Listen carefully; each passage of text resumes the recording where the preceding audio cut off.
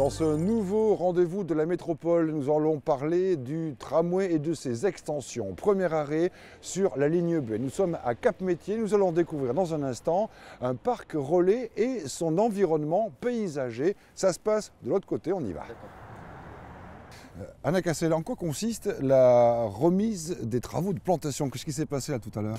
Eh bien, en fait, à la fin d'un chantier, on formalise la fin du chantier et le bon déroulement des travaux par ce qu'on appelle la réception, ce qu'on a fait tout à l'heure. Donc, on fait le tour du site avec l'entreprise, on note ce qui va pas, ce qui est éventuellement à reprendre pour le remettre en gestion au client qui est Bordeaux Métropole. Là, tout va bien? Tout va bien. Bon, nous sommes ici au parc relais, le futur parc relais Cap-Métier. Expliquez-nous un petit peu ce parc relais un peu particulier. Alors, donc on est sur la ligne B du tram à Cap-Métier. C'est le premier parc relais de la métropole qui se fait sous un ouvrage de logement. Donc là, on est d'accord, dessous 140 places à peu près de parking et au-dessus? Et au-dessus des logements. Et donc ça, c'est une première? C'est une première sur la métropole, oui. Et donc, quelle a été la difficulté un petit peu pour la conception et la réalisation de ce parc relais? Difficulté de conception parce qu'on avait affaire avec un bâtiment au-dessus et difficulté opérationnelle parce qu'on travaillait sous un bâtiment qui était en construction pendant la réalisation du parking. Donc là, bientôt, ce sera en début 2018, l'ouverture de ce parc relais, un de plus donc sur cette ligne B. Alors dans un instant, on va voir ce qui s'est passé justement devant, parce qu'il y a le parc relais certes, mais il y a tout ce qu'il y a autour, et notamment la végétalisation dont on parle dans un instant.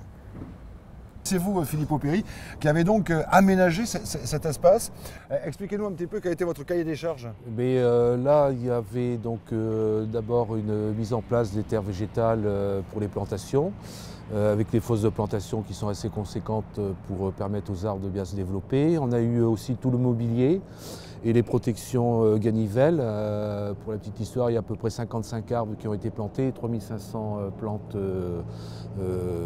tapissantes ou arbustives, et qui rappellent le projet qui a été fait il y a 2 ou 3 ans au niveau du centre régional Cap-Métier, pour avoir une continuité au niveau de l'espace. Ça fait aux alentours de 900 mètres carrés.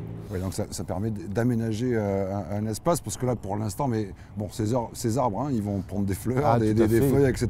Et ce sera un endroit plutôt sympathique. Oui. Surtout qu'en plus les bancs feront office de banquette où les gens pourront s'asseoir dessus et profiter de l'espace vert qui a été créé. Et oui, et bien voilà, nous sommes au début décembre, et vous avez commencé le chantier en avril. C'est ça. Alors, ce qui est aussi important, c'est le choix des espèces qui ont été plantées. Oui. On va le voir dans un instant. Ces espèces n'ont pas été plantées par hasard, on en parle tout de suite. Ah mais c'est vrai, Louis Coumalet, que finalement on est plutôt pas mal sur cet aménagement qui peut servir de banc, on l'a vu tout à l'heure. Alors voilà donc un nouvel espace vert pour vous, mais malgré tout, le choix a été fait d'une végétalisation particulière. Oui, tout à fait. Alors, on a souhaité faire un aménagement qui soit facile d'entretien, donc avec des végétaux déjà qui ne demandent pas d'arrosage ou très peu d'arrosage, et donc avec des végétaux tapissants également, donc qui vont recouvrir très rapidement l'espace et limiter en fait le développement des adventices et limiter l'entretien au niveau des herbages notamment. Avec l'arrêt des pesticides, on est obligé maintenant de trouver des méthodes alternatives qui permettent de limiter complètement l'entretien. Et c'est possible, il suffit juste d'avoir ça dans le cahier des charges et on arrive effectivement à... Voilà, tout à fait, c'est possible. Il suffit de le prévoir dès la conception et on arrive à avoir des aménagements qui sont durables. C'est plutôt sympathique d'avoir d'un côté un parc relais, un arrêt de tramway et puis effectivement un aménagement pour tout le monde, quoi. C'est un lieu de convivialité, effectivement, qui sera partagé à la fois avec les habitants, à la fois avec les gens qui viennent prendre le tram, également aussi les gens qui viennent sur Cap-Métier, qui est situé juste à côté.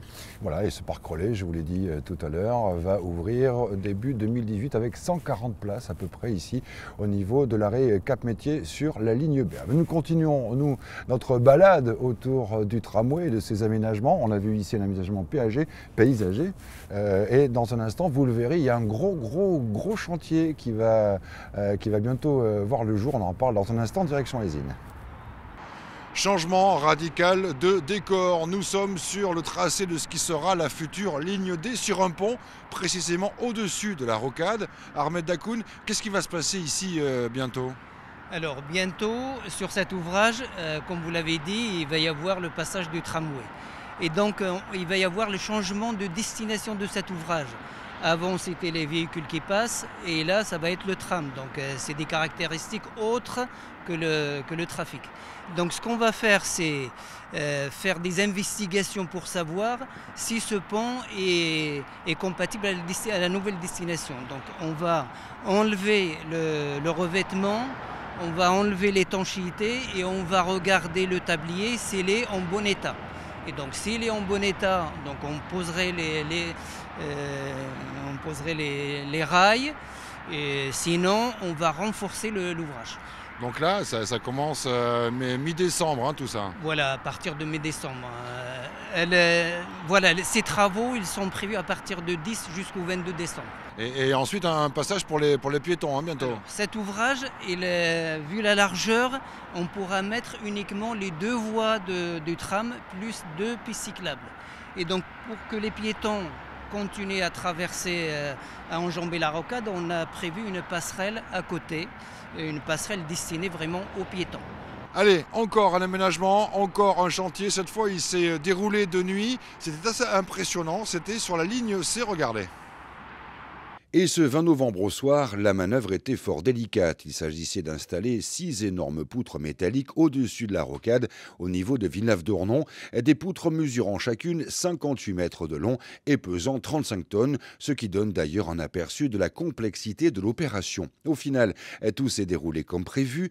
Les 6 poutres installées constitueront la charpente métallique de la future passerelle du tramway. Cette extension de la ligne C jusqu'à Villeneuve-d'Ornon sera mise en service en décembre 2018.